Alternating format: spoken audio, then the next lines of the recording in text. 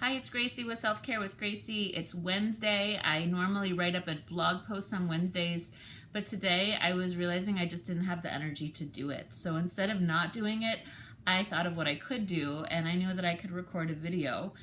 And so I'll see if that's what happens over these next few weeks until I deliver. I'll give you an updated belly shot.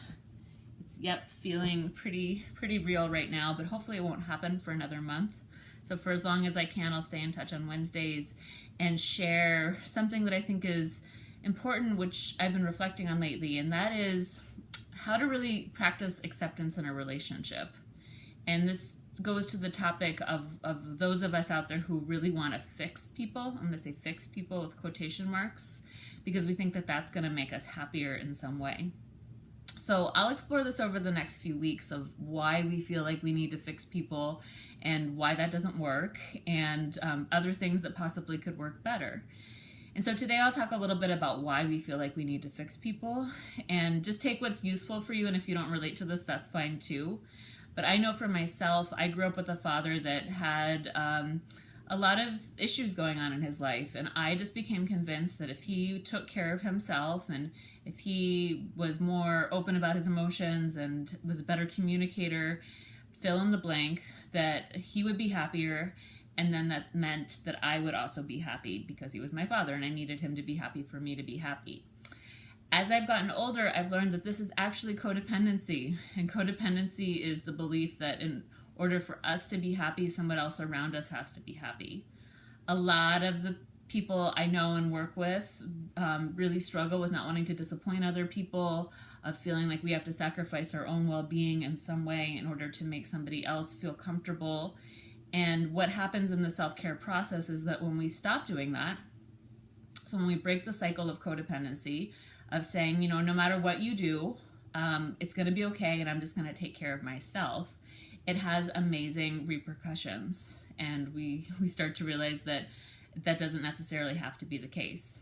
So I'll go a little bit more into the next weeks of why that is, and some self-care techniques that I think can be really helpful for setting up the boundaries that we need in order to have healthy relationships, and maybe some different perspectives of thinking about it. But again, the thought for today is really that the untruth that in order for you to be happy, for me to be happy, you have to be happy. Or in order for you to be happy, I have to be happy. That basically we're different beings, we feel different ways about different things, and that we're allowed to feel however we want regardless of how anyone else around us feels. The pursuit of trying to make someone who's not usually happy is almost like an impossible thing. I know a lot of people who spend their whole lives trying to please unpleasable people. And it's been just such a huge layer of growth for me to sit across from someone who's in a bad mood or is even upset with me and realize that's a reflection of what's going on with them. And that might be true for me in that moment. I might be upset, but also I'm allowed to feel differently, and that's okay, and that we're two different beings.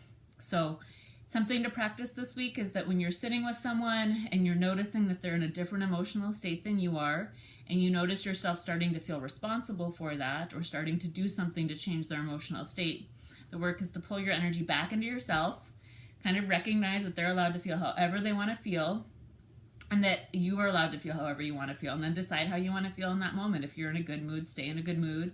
If you need to mope for a while, do that. And when that changes, because it will, and that's what always happens with moods, then you can change to the next thing. So thanks for listening. I'll look forward to being in touch next week with a little bit more in this series. And please let me know how that information sits with you and any ideas you have or thoughts or feedback, and we'll keep the conversation going. All right, be well. Bye-bye.